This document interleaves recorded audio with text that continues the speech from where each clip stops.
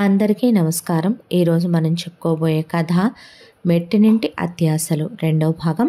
కథలోకి వెళ్ళబోయే ముందు మీరు కనుక మన ఛానల్ని ఫస్ట్ టైం చూస్తున్నట్లయితే తప్పకుండా మన ఛానల్ని లైక్ చేయండి, షేర్ చేయండి, సబ్స్క్రైబ్ చేయండి, బెల్ ఐకాన్ క్లిక్ చేసి ఆల్ అనే బటన్ని ప్రెస్ చేయడం మర్చిపోకండి. ఈ కథ ఆల్రెడీ మొదటి భాగం అప్లోడ్ చేసి ఉంది, వినకపోతే విని ఆనందించండి. కథని ఎక్కడ స్కిప్ చేయకుండా వినండి. కథలోకి వెళ్ళిపోదామా? ఆ తర్వాత అమ్మాయి ఉద్యోగానికి వెళ్ళొస్తూ ప్రతి నెల జీతం తీసుకొచ్చిస్తుంటే ఓవర్ టైం కూడా చెయ్యని ఓవర్ టైం చేయించి జీతాలు తీసుకుంటూ ట్యూషన్లు చెప్పిస్తూ మిషన్లు కుట్టిస్తూ ఇంట్లో చాకిరీ చేయిస్తూ ఇలా అమ్మాయిని 2 సంవత్సరాల పాటు వీళ్ళు ఫుట్బాల్ ఆడేశారు.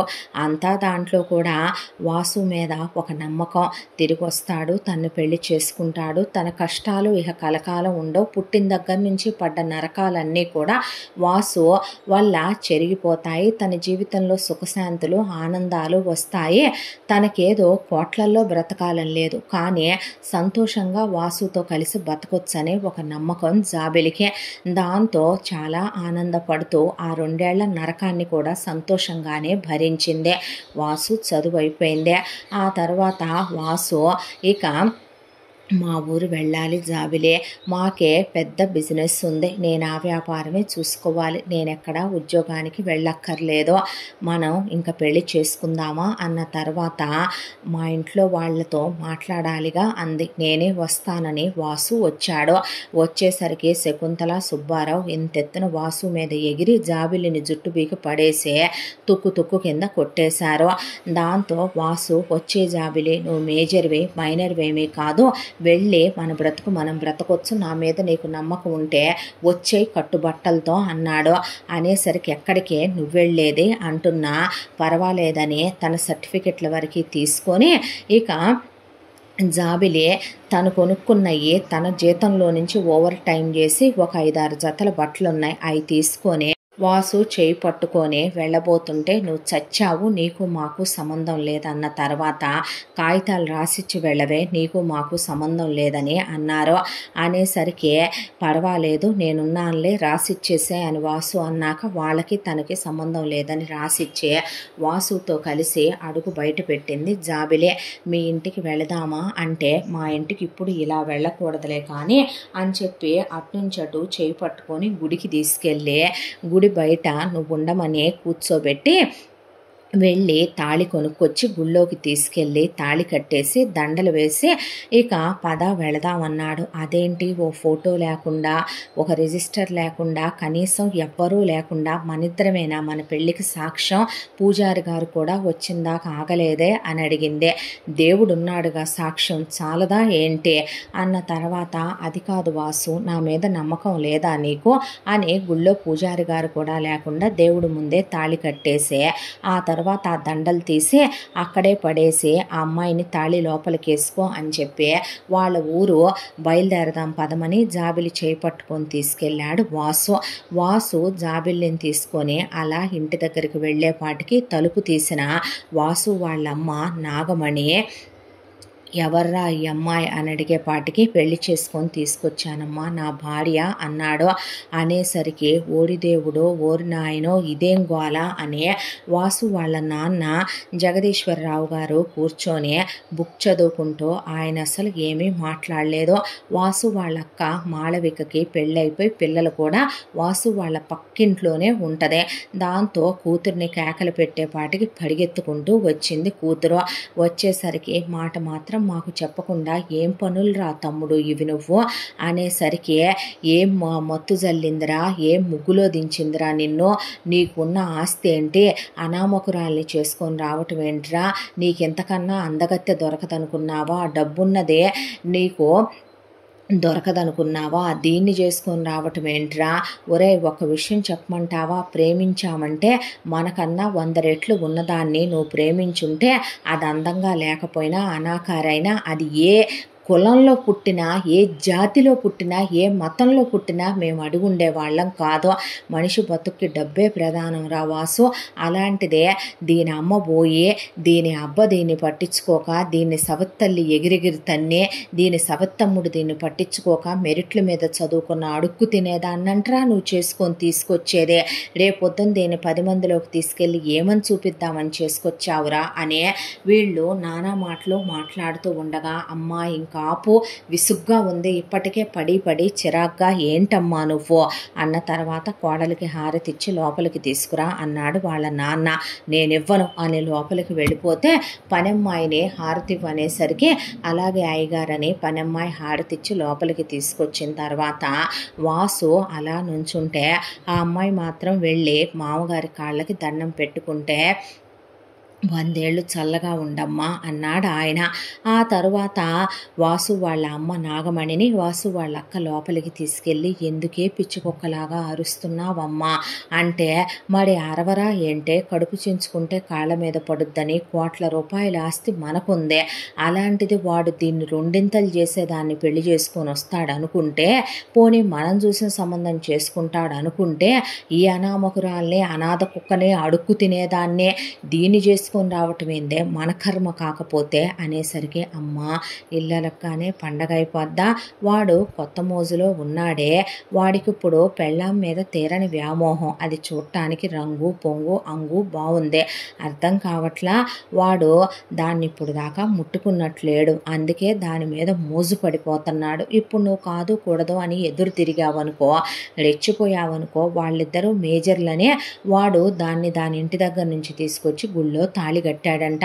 ఎంత దాంట్లో వాడు పెళ్లి రిజిస్టర్ జాన్సల, అది నీకు అర్థమైందా, ఆడి పెళ్లికి సాక్షులు లేరు, అది నీకు అర్థమైందా, చివరి గుళ్ళో పూజారి గోళ్ళేడు, అర్థమైందా, దేవుడిదేముందమ్మా, కళ్ళున్న గుడ్డోడు, చెవులున్న చెవిటోడు, నోరున్న మూగోళ్ళు అంటోడు దేవుడేమైనా వచ్చి సాక్ష్యాలు చెప్తాడా, నోరు ముయ్యే, ఇప్పుడు నువ్వే వాడికి దానికి పెళ్ళయిందని 10 మందికి తెలిసేలా చేసి రచ్చ చేశావంటే సావుగొట్టి చెవులు మూస్తా అనేపాటికి ఎంత దూరం ఆలోచించావా నువ్వు అనేసరికి, పేరుకి నాగమణి అంటే కాదే, 100 తలల నాగుపాములాగా ఆలోచించడం చేత కావాలి, పనికి మాలిందానా అందే మాళవిక.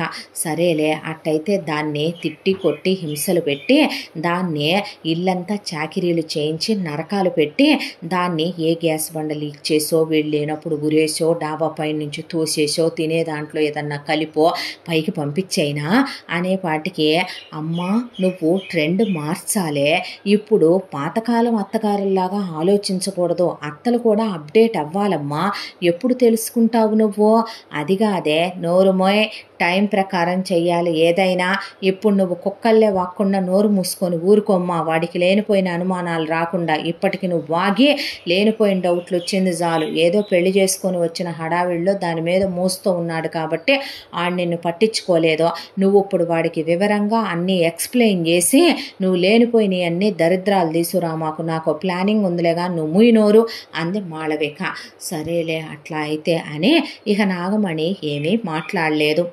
తరువాత ఒక వారం రోజుల పాటు ఇంట్లో పరిస్థితులు, నువ్వు ఫ్రెష్ అవ్వు, అలాగే భోంచేద్దాం పదా, టిఫిన్ చేద్దాం పదా, బయటికి వెళ్ళొద్దాం పదా అని వాసు అనటంతో వారం రోజుల్లో పరిస్థితులు కుదురుకున్నట్టుగా ఎవరు ఒకళ్ళ జోలికి ఒకళ్ళు రాకుండా ఎవరి మనసులో ఆలోచనల్లో వాళ్ళు ఉండిపోయారు ఆ ఇంట్లో. వీళ్ళ అత్యాశ హద్దు దాటిందని, హద్దు మీరిందని తెలుసుకోలేని జాబిలి ఎన్నో ఆశలతో వాసుని పెళ్లి చేసుకొని అతని జీవితంలో అడుగు పెట్టాను కాబట్టి తనకేమీ కష్టాలు కొత్త కాదు, బాధలు కొత్త కాదు, కన్నీళ్ళు కొత్త కాదు. పుట్టిన దగ్గర నుంచి కన్నతల్లి ఉన్న ఆ 2 సంవత్సరాల జీవితం ఎలా గడిచిందో తనకే తెలీదు. ఆ తరువాత జీవితంలో ఈ రోజు వరకు తను నరకాలే చూసిందే. వీళ్ళు మహా అయితే మాటలు అంటారు, అంతకు మించి ఏం చేయగలరో. తన భర్త ఉన్నాడు తనకు తోడుగా, తన చెయ్యి వదలనని చెప్పాడు వాసు. ప్రాణానికి ప్రాణంగా ప్రేమించాడు. తన కోసం 6 సంవత్సరాల పాటు తను నిరీక్షించింది. ఇంతకన్నా ఏం కావాలి ఒక ఆడదాని జీవితానికి అని. ఆ తరువాత వీళ్ళు ఫస్ట్ నైట్ చేసుకోవాలనుకొని వాసు ఫస్ట్ నైట్కి ఏర్పాట్లు చేసుకుంటూ ఉండగా మాళవిక నాగమణికి ఒక మందు తెచ్చిచ్చింది డబ్బాలు. ఏంటి ఇది, విషమా? దాన్ని పైకి పంపించేయినా అంటే, నోరు ముయ్యి నువ్వు, ఇది పిల్లలు పుట్టకుండా వాడే మందు, వాళ్ళేమైనా వాడుకుంటారేమోనే, వెంటనే కంటారంటావా అని నాగమణి అంటే, వాడేమీ వాడడు, వాడికి పిల్లలంటే చాలా ఇష్టం, అదే అందగత్తె కదా, అందమైన పిల్లలు పుడతారు, వెంటనే కందామనేది వాడి ఉద్దేశం. పిల్లలు పుడితే ముడి బిగుసుకుపోద్దే, ఇద్దరిని విడదీయటం కష్టమైపోతుంది, పైగా పిల్లలు పుడితే ఆస్తులు వాటాలు అనే లెక్కలు చాలా వస్తాయి, అది చదువుకున్నదే, నోరు మూసుకొని అది తినే దాంట్లో తాగే దాంట్లో నీళ్లల్లో అయినా సరే దీనికి వాసన రుచి ఉండదు, అది తాగేలాగా వాడు తాగేలాగా ఎలా చేసినా వాళ్ళకి సంతానం కలగరు అనేసరికి అదెంత పని ఇడదెమ్మనమనే నాగమణి ఇద్దరికీ అటు జాబిల్లి తాగే దాంట్లో ఇటు వాసు తాగే దాంట్లో కలిపేసి వాళ్ళు ఫస్ట్ నైట్ చేసుకున్నారు. అయిపోయిన తర్వాత మామగారు ఒకవైపున జాబిల్లిని గమనించటం మొదలుపెట్టాడు. ఆ అమ్మాయి ఇంట్లో కలిసిపోవాలని ప్రయత్నించినా వీళ్ళు కలవకపోవటం, ఆ అమ్మాయి తన పనేదో తను చూసుకోవటం, దేవుడి గదిలో పూజ చేసుకోవటం, ఆ తర్వాత వాసుతో కలివిడిగా ఉండటం, వాసుతో కలిసి భోంచేయటం, ఆయన కనపడితే ఆయన దగ్గర కూర్చుని ఆయన్ని కాసేపు పలకరించటం చూసిన ఆయనకి జాబిల్లి అమాయకురాలని, మంచి పిల్లని, లోక జ్ఞానం లేనిదని, ప్రపంచ జ్ఞానం తెలియదని, ఆ అమ్మాయి గురించి ఆయన తల్లిపోయి తండ్రి అక్కర్లేదనుకున్న కూతురు సవతి తల్లి సవతి తమ్ముడు నరకాలు పెట్టారని తెలిసి చాలా బాధపడ్డాడు జగదీశ్వరరావు. ఆ తర్వాత వీళ్ళు హనీమూన్కి వెళ్ళొచ్చారు.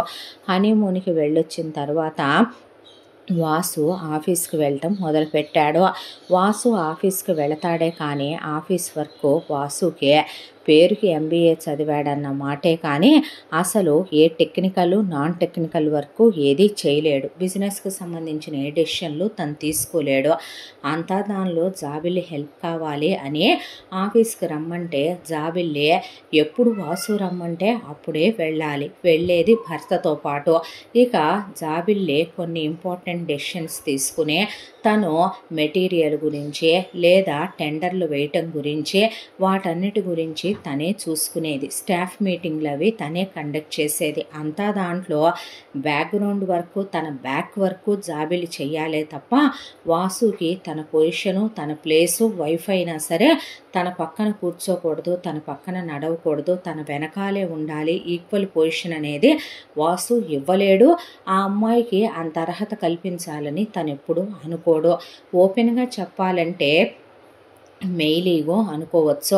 జాబిలి పట్టించుకునేది కాదు, నవ్వేసుకుని ఊరుకునేదే. చాలామందికి ఉంటుంది కదా, మన్నే ప్రైజ్ చేయాలని, పేరంతా మనకే రావాలనే. వాసు కూడా అలాగే అనుకుంటున్నాడేమోలే, నా భర్త గెలిస్తే నేను గెలిచినట్టు కాదా, తన గెలుపులో నా గెలుపు ఉంటే చాలదా, నేను 10 మందికి కనపడాలా, పెద్దవాళ్ళు అంటూ ఉంటారుగా, మనం చేసే పని కనిపిస్తే చాలు, మనం కనిపించాల్సిన అవసరం లేదనే, నా భర్తకి పేరు వస్తే నాకు వచ్చినట్టు కాదా అనే బిజినెస్ను కూడా జాబిల్లి చాలా డెవలప్ చేసుకొచ్చింది. ఒకవైపున వాసు ప్రతి నెల పీరియడ్స్ వస్తే విసుక్కునేవాడు జాబిలిని. ఏమైంది అంటే, ఈ నెల కూడా ఫెయిల్ అయ్యామా, ఈ నెల కూడా ఫెయిల్ అయ్యామా అంటే, పుడతారులే వాసు, మనమేం వాడట్లేదుగా, పోనీ మన ఇద్దరిలో ఏదైనా ప్రాబ్లం ఉందేమో చూపించుకుందామా అనే వద్దు అంటున్నా హాస్పిటల్కి తీసుకెళ్ళాడు. ఇద్దరిని చెక్ చేసి you are perfectly all right అని చెప్పి పంపింది డాక్టరు. నేను చెప్పానా కంగారు పడొద్దని, కానీ రోజుకి 5-6 టైమ్స్ క్లోజ్ అవుతున్నాం కదా, నువ్వెందుకు ప్రెగ్నెంట్ అవటం లేదు అనే ఆ అమ్మాయిని అడిగితే, ఇది ఇంకా బాగుంది, నువ్వు నన్నెలా అడుగుతావు వాసు అనేసరికి సర్లే అనేస్తే జాబిలి బాధపడింది. అంటే పిల్లల్ని కనకపోతే నేను వద్దా, ఏంటో పిచ్చి మాటలు మాట్లాడుకుంటూ ఉంటాడు అని. ఆ తర్వాత ఒక రోజున వాసుని వాళ్ళ నాన్న జగదీశ్వరరావు అందరూ నిద్రపోయాక ఆయన గదిలోకి రమ్మని పిలిపించారు. సరేనని వాసు వెళితే ఆయన కూర్చోరా అంటే, ఏంటి నాన్న అనేసరికి ఆయన చెప్పుకురావటం మొదలుపెట్టారు. చూడు వాసు, మీ అమ్మ నాగమణి నాకు మామయ్య కూతురు, స్వయాన నా మేనమామ కూతురు. మీ అమ్మకి మీ అమ్మమ్మకి విపరీతమైన నోటి దురుసు, గయ్యాళితనం ఎక్కువ, తంత్రాలు కుతంత్రాలు రాజతంత్రాలు స్వార్థ అపార్థాలు పుణికిపుచ్చుకొని పుట్టిన మనుషులు. మీ తాతయ్య చాలా మంచి మనిషే. ఆయన నా చేతులు పట్టుకొని బ్రతిమిలాడి మీ అమ్మని బయట మగవాళ్ళు ఎవరు పెళ్ళిళ్ళు చేసుకోమంటున్నారనే చేసుకున్న ఆ పెళ్ళి నిలిచేలా లేదు మీ అమ్మ ధోరణితో, మీ అమ్మమ్మ ధోరణితో అనే ఆయన నన్ను బ్రతిమిలాడి మీ అమ్మనిచ్చి పెళ్లి జరిపించాడు. ఆ తర్వాత ఇక బాధ్యతలన్నీ నాకు అప్పచెప్పాడు ఆయన. ఎక్కడైనా అత్తగారితో కోడళ్ళు ఆరళ్ళు పడతారో మీ అమ్మ నోటి కింద, మీ అమ్మమ్మ నోటి కింద నేను నరకాలు అనుభవించాను. ఆ తర్వాత కొంతకాలానికి నువ్వు పుట్టావు. నువ్వు పుట్టిన తర్వాత మీ తాతయ్య మంచాన పడ్డాడు.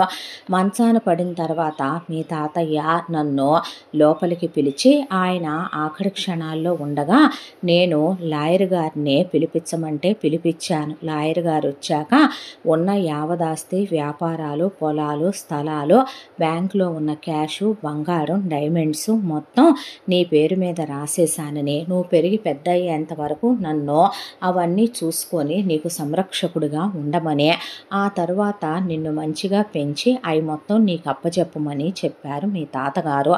అందుకే చిన్నప్పటి నుంచి నిన్ను 5వ తరగతి అయిపోయిన దగ్గర నుంచి హాస్టల్లోనే పెట్టి చదివించాను. ఇంట్లో ఉంటే నువ్వెక్కడ మీ అమ్మమ్మ, మీ అమ్మలా తయారవుతావేమో అనే.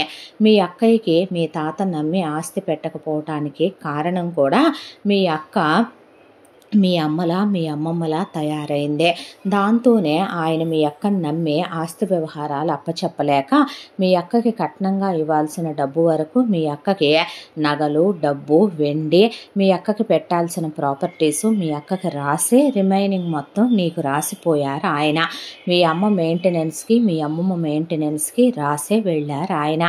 ఆ డబ్బులు మొత్తం ఇక మీ అక్కవి మీ అక్క పెళ్లిలో ఇచ్చి పంపించేశాం. మీ అమ్మమ్మ ఉన్నంతకాలం మీ తాతగారు పోయాక నన్ను చెండుకు తిని ఆయన పెట్టిన ఆస్తి స్వాహా చేసేసి మగాళ్ళు పేకాట్లాడి మగాళ్ళు క్లబ్బులకి పబ్బులకి తిరిగితే గాలి వెధవలు, బజారు వెధవలు అంటారు. అలాంటిది ఆడవాళ్ళు విచ్చలవిడిగా తిరిగితే ఏమంటారో? ఫారిన్ వెళ్ళి కార్డ్స్ ఆడొస్తారు మీ అమ్మ, మీ అమ్మమ్మ. ఇక అక్కడికి వెళ్ళిన తర్వాత వీళ్ళ దగ్గర డబ్బులు అయిపోయి వీళ్ళకి నేను డబ్బులు పంపించి అక్కడి నుంచి ఇక్కడికి వీళ్ళని పిలిపించే సంసారం ఎప్పుడో వీధికి ఎక్కేసిందే. ఉమెన్స్ క్లబ్బులని, మహిళా మండళ్ళని, విచ్చలవిడిగా షాపింగులని. ఇక మీ అమ్మమ్మ ఉన్నంతకాలం మీ అమ్మనే ఎందుకు పనికి రాకుండా చేసి తన గయ్యాళితనాన్ని కూతురికి, మనవరాలికి నేర్పించిపోయిందే. ఆ తర్వాత మీ అమ్మ, మీ అక్క ఏకమయ్యి మీ అక్క అత్తతో, ఆడపడుచులతో, తోడుకోడళ్లతో గొడవలు పెట్టుకొని మీ బావ నోరు మూయించి తీసుకొచ్చి పక్కింట్లో కాపురం పెట్టిందే. ఆ తర్వాత ఇక మీ అక్క పిల్లల్ని కని వాళ్ళని కేర్ టేకర్ల పాలు చేసి మీ బావని నోరెత్తనివ్వకుండా చవటవాజమ్మని చేసేసి మీ అక్క ఇష్టారాజ్యంగా మీ అక్క తన పెత్తనం ప్రకారం సాగిస్తోంది జీవితాన్నే. మీ అమ్మ పెంపకంలో మీ అక్కకి అంటిన సుగుణాలవి. నిన్ను వీళ్ళకి దూరంగా పెట్టి పెంచిందే నీ మీద వీళ్ళ నీడ కూడా పడకూడదని, నువ్వు మంచిగా పెరగాలనే. మీ అమ్మకి మీ అక్కకి చాలా అత్యాశ ఎక్కువ వాసు. నీ ఆస్తి మీద వాళ్ళ కన్నుంది కాబట్టి ఇప్పుడు నువ్వు మేజర్వే. నీ ఆస్తి మీద నీకు సర్వహక్కులు కలిగి ఉన్నాయే కాబట్టి నువ్వు రూపాయిని జాగ్రత్తగా కాపాడుకుంటూ ఏమోలే నువ్వు ప్రేమించాననగానే తన వాళ్ళందరినీ వదిలి వచ్చేసిందని ఆ అమ్మాయిని చులకనగా చూడకురా. ఆ అమ్మాయి నువ్వే ప్రపంచం, నువ్వే లోకం అనుకోనే తన అనే ప్రపంచాన్ని వదిలి నీ చేయి పట్టుకొని వచ్చింది ఆ పిల్ల.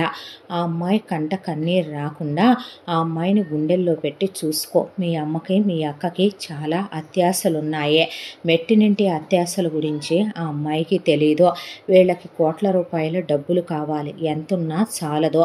మీ ఇద్దరిని విడగొట్టి విడభేదాలు కలిగించైనా సరే నిన్ను ఏ కోటీశ్వరాలకో అంటగట్టేసే అవతల వాళ్ళు ఎలాంటి వాళ్ళైనా 4 రూపాయలు వస్తే చాలనుకుంటారు మీ అమ్మ, అక్క.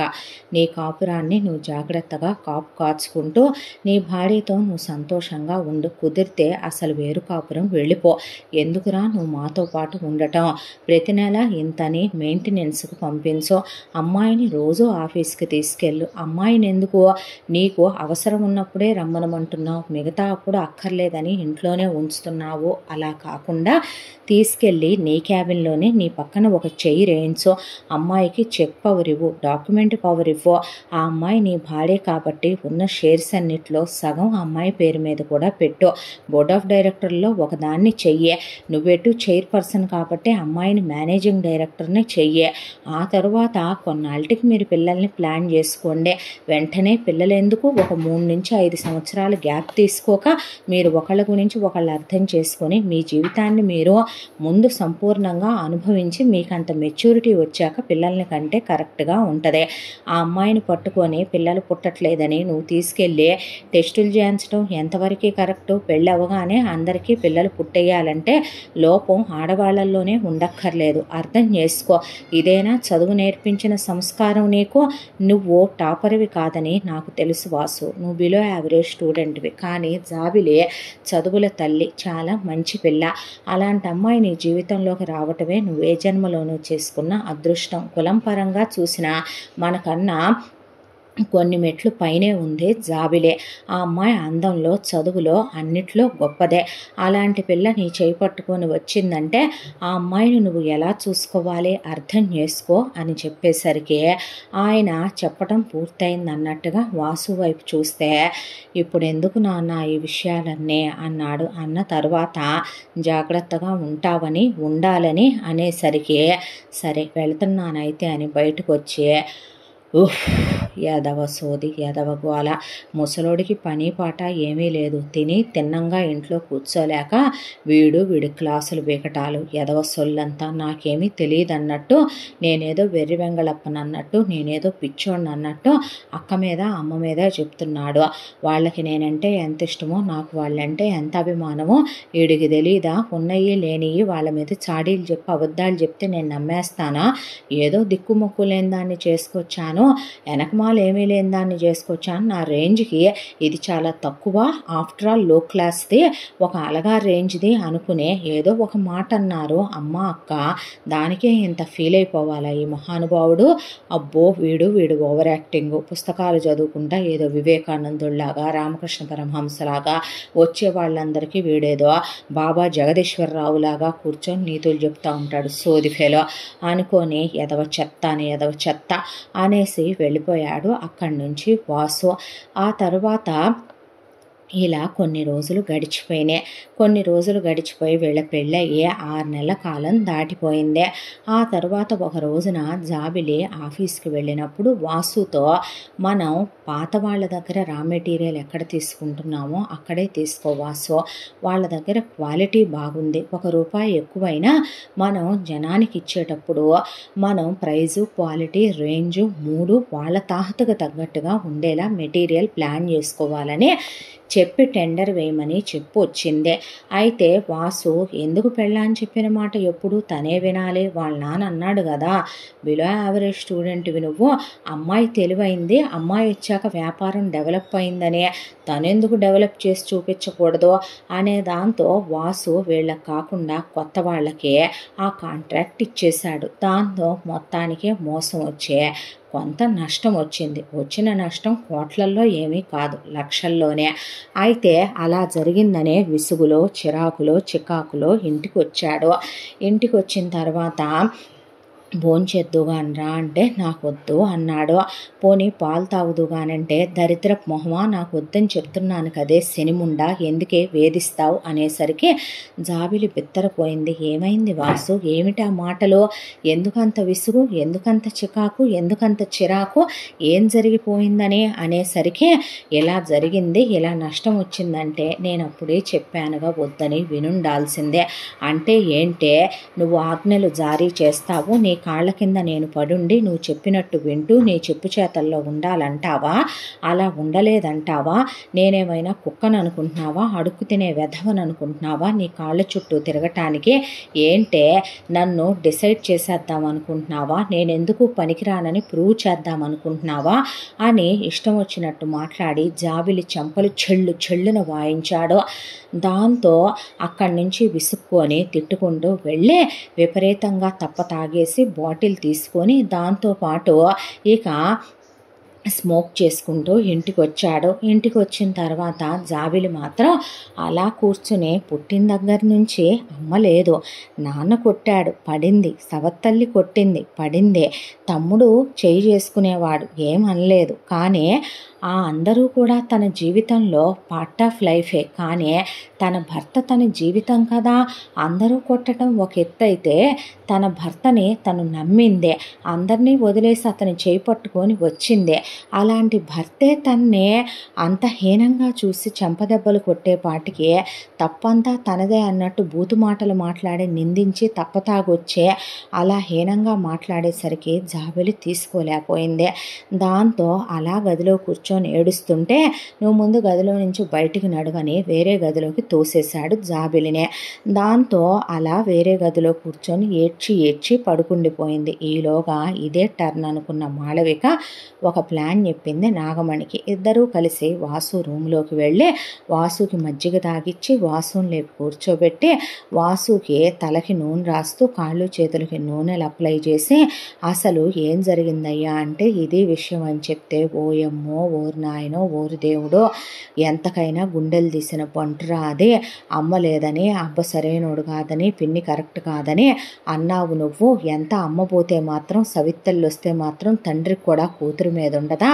ఇది ఎంత తిరుగుబోద్దో, ఇది ఎలాంటిదో, ఇది ఎలాంటిది కాకపోతే దీన్ని వాళ్ళు అలా చూసుంటారో అంత హీనంగా అసలు వాళ్ళు చూశారో ఇదే నీకు నాటకాలు డ్రామాలేసి అబద్ధాలు చెప్పిందో ఎవరికి తెలుసయ్యా? ఏమీ లేదురా, ఆఫీస్ మీద పెత్తనం అంతా తీసుకుందాం అనుకుంటుంది, నిన్ను ప్యూన్ గాడినో డ్రైవర్ గాడినో చేసి కూర్చోబెడదాం అనుకుంటుంది. మెల్లగా ఏ రాత్రి పడక సుఖంలో ఉన్నప్పుడు నీ చేత చెయ్యించుకునే ఆ కులుకుల్లో ఉన్నప్పుడు అలాంటి వాటికి వేసెల తెలివితేటలు చిత్రాంగి తెలివితేటలుంటే ఆస్తి నీ చేత నొక్కించేసుకుందామని ప్లాన్ చేస్తున్నట్టుందయ్యా. దాన్ని నమ్మబాకు, అది మంచిది కాదయ్యా. అందుకే అంటారు ఒక ఆడదాన్ని కోడలుగా తెచ్చుకునేటప్పుడు మతం కులం జాతి గోత్రం వంశం ఇంటి పేరు అన్నీ చూసి తెచ్చుకోవాలి అని. ఇలాంటి దాన్ని తీసుకొచ్చుకుంటే ఇగో ఇలాగే ఏడుస్తాయి జీవితాలు. పిచ్చోడా, అసలు అలాంటి దాన్ని ఎలా రా నమ్మావు, అలాంటి దాన్ని ఎలా రా చేసుకున్నావు? చూసావా ఇవాళ ఇదే అయిపోయింది, రేపొద్దున ఇంకెన్నైనా కావచ్చు, ఎటైనా మాటలు తిప్పేయచ్చు, ఏమైనా జరగచ్చు అయ్యా. దాన్ని నువ్వు నమ్మబాకరా. ఒరే నీకో విషయం తెలుసా, అది అత్తగా నాతో కలవదు, ఆడపడుచుగా మీ అక్కతో కలవదు. దానికి ఎంత టెక్ అనుకుంటున్నా ఎంత పొగరనుకుంటున్నా దాని పూజ అది చేసుకోవటం, దాని వంట అది చేసుకోవటం, దాని గదిలో అది పడుకోవటం, పుస్తకాలు చదవటం, ల్యాప్టాపుల్లో అది వర్కులు చేసుకోవటం, దాని ప్రపంచమే వేరుగా అది నిర్మించేసుకుంది ఇంట్లో. మాదేమీ లేదన్నట్టుగా మమ్మల్ని ఎంత మాట పడితే అంత మాట అంటది. అత్తయ్య అందు పొదిన అందు. నీకు తెలుసా దానికోసం నువ్వు లేనప్పుడు ఎవడెవడో వచ్చెళ్తాడు, గదుల్లోకి తీసుకెళ్ళుద్ది. ఇది సంసారులు ఇల్లు ఏంటిదంతా అని అక్క నేను అడిగితే మీకెందుకు మీరెవరు అని నా మీద నూరేసుకొని పడిందిరా. 24 గంటలు మగాళ్ళతో ఫోన్లు మాట్లాడుద్దే. చెప్పకూడదు కానీ నువ్వు లేనప్పుడు అసభ్యకరమైన వీడియోలు చూస్తుంది. ఎంత రోత ఆడదురా అది, బజారుదిరా అది. అలాంటి వాటిన చేసుకొని వచ్చే నువ్వు ఇంటికి కోడలుగా చేసేది దానికి ఏముందని దాని మీద మోసపడ్డావురా. అది నీకు ముందు ఎంతమందితో తిరిగేసిందో. నువ్వు పీజీకి వెళ్ళిన ఆ 2 ఏళ్లలో ఆఫీసుల్లో పనులు చేసింది కదా, అక్కడ ఎంతమంది కొలీగ్స్ అనే వంకతో కులికి ఎన్ని గెస్ట్ హౌసులకి ఓయో రూములకి వెళ్ళిందో ఎవడికి తెలుసురా అనే పాటికి వాసు నమ్మటం మొదలుపెట్టాడు వాళ్ళ మాటలు. ఆ తర్వాత మెల్లగా జాబిల్లిని దూరం పెట్టడం మొదలుపెట్టాడు. నువ్వు వెళ్ళి వేరే గదిలో పడుకో అంటాం, వేశ్యలతో తిరిగి రావటం మొదలుపెట్టి తన శారీరక వాంఛల్ని తీర్చుకోవటం మొదలుపెట్టాడు వాసు. ఆ తర్వాత వెళ్ళిలా ఒకరోజు కాదు వరుసగా 3 నెలల పాటు చెప్పుకొచ్చారు. చెప్పుకొచ్చిన తర్వాత వాళ్ళ మాటలు పూర్తిగా తలకెక్కిచ్చేసుకొని వాసు తాగి రావటం, సిగరెట్లు తాగటం, అమ్మాయిల్ని డైరెక్ట్గా ఇంటికే తీసుకురావటం, దానికి తోడు కారణం లేకుండా జాబిల్లిని ప్రతిరోజు కొట్టడం, చెంప దెబ్బల దగ్గర మొదలుపెట్టి బెల్ట్ దెబ్బల దాకా, బెల్ట్ దెబ్బల దగ్గర మొదలుపెట్టే భార్యని ఏవి దొరికితే వాటికేసి కొట్టేసిన దాకా చేయటంతో జాబిల్లి ఒకవైపున అమాయకురాలు, దానికి తోడు భయస్తురాలు కాబట్టి డిప్రెషన్లోకి వెళ్ళిపోయే నమ్మిన భర్తే ఇలా నట్టేట్లో ముంచేశాడు, ఇలా మోసం చేశాడు, ఇలా చివరికి తన్ని వాడుకొని తాళి అనేది అడ్డం పెట్టుకొని ఒక వేశ్యని చేసేసాడు అనే దాంతో పిచ్చిదానిలా తయారైపోయింది జాబిలే.